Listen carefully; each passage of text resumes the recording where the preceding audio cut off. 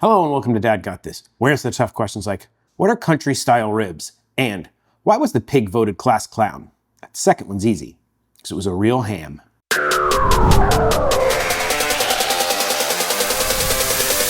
Today we are going to cook some country style ribs on my Masterbuilt Gravity Fed Grill / smoker. Thanks to Masterbuilt for sending me that and for sponsoring this video. These are country style ribs. Country style ribs aren't actually ribs. They're actually pork shoulder cut into like slabs. Almost like pork steaks, but made into slabs. I don't know what they're like, but they're not ribs. They're chunks of pork. Sometimes they have a bone running through them, like that. Sometimes they don't, like that. So you treat them kind of like a mix between ribs and a roast pork. We are gonna do these a little Asian style with a plum sauce. It sounds fancy, but it's not. It's really easy. First thing we need to do is get these guys seasoned up. For that, we're gonna start with some kosher salt. Just a nice little dusting. They're not that thick, so you can't go too heavy. And because that plum sauce has a really strong, good flavor, I don't want to do too much on these to mess with it, so I'm gonna add some black pepper. This just always helps with building bark whenever you're smoking something. It'll mellow out over this long cook. You really won't taste the heat. It'll just give you a nice bark. Some smoked paprika. This is mainly for color. It will add a little bit of flavor, but I'm really kind of doing it because I want to get a little bit of this mahogany red color on there. And last up, the smallest granules, dad dust. 50% granulated garlic, 50% granulated onion, and a splash of MSG. I like to put this on last just because it's like very tiny granules and sometimes it can mess with the other stuff sticking. So it goes on last. Nice light dusting. And there you go, all seasoned up. Let's head out to the smoker. There's not much to using this gravity fed smoker. We're just gonna throw some charcoal in it and follow the startup procedure. Very simple. Throw the charcoal in the top section and then I throw a couple of chunks of wood in there and I just kind of layer the wood and the charcoal as I go. Everything on these is digital. It's simple. Press a button, turn a couple knobs, and you are good to go. The last thing you need to do is pull these guys. And now you got to put one of these in there and light it. All you do is pop it right there. And then I have this guy. There you go. A couple of buttons, and a few minutes later, it's ready to go. I've got it set at 275 degrees Fahrenheit. We're going to smoke these for a while. I'm going to take this nice meaty one, and I'm just going to run probe right through the center of it.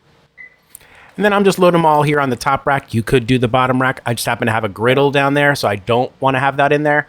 That's the only reason I'm using the top rack. Now you plug your probe in, and you're good to go. We'll check back on these in about 45 minutes. It's been about 45 minutes. We're going to go ahead and give these a spritz. They're already taking on some great color.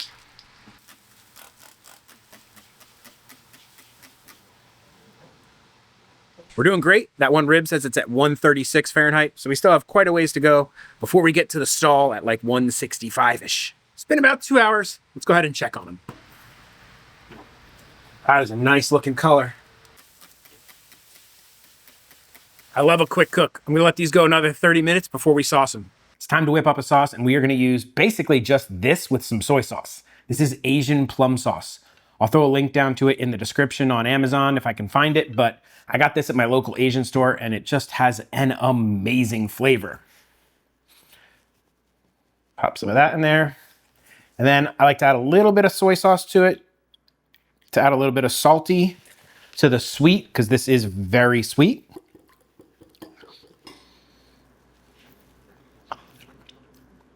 Oh, that's so good. Oh, that's good. We should be just about ready to glaze those ribs. You gotta love a cook this simple. Let's glaze it. Says this one's 167.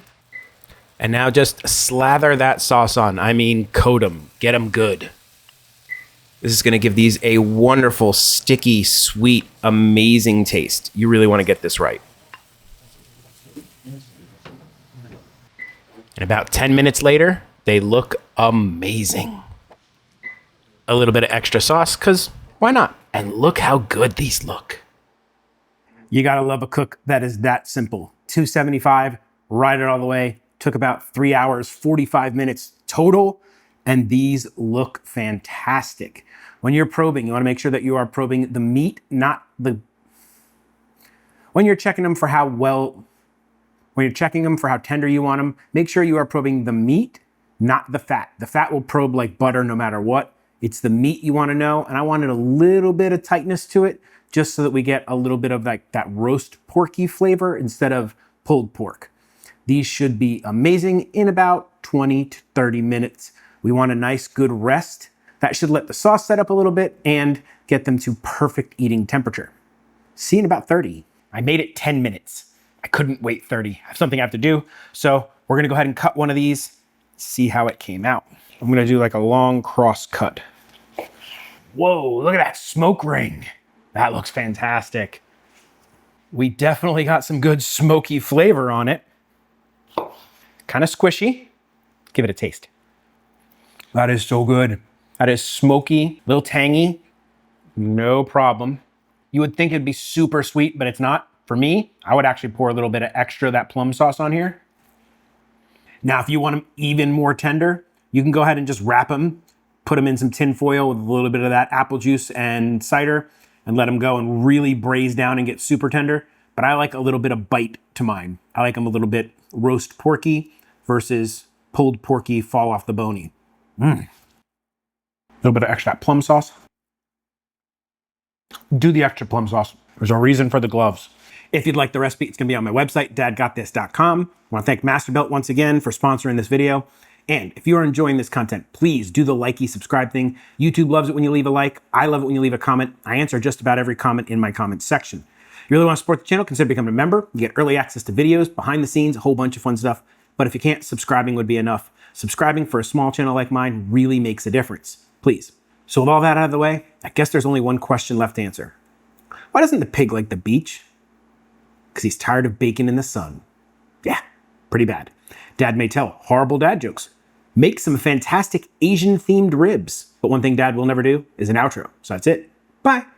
This is the part where I thank all of my members. You guys are the absolute best. Thank you so much for your support, and rock on. I don't know why I said rock on, but rock on.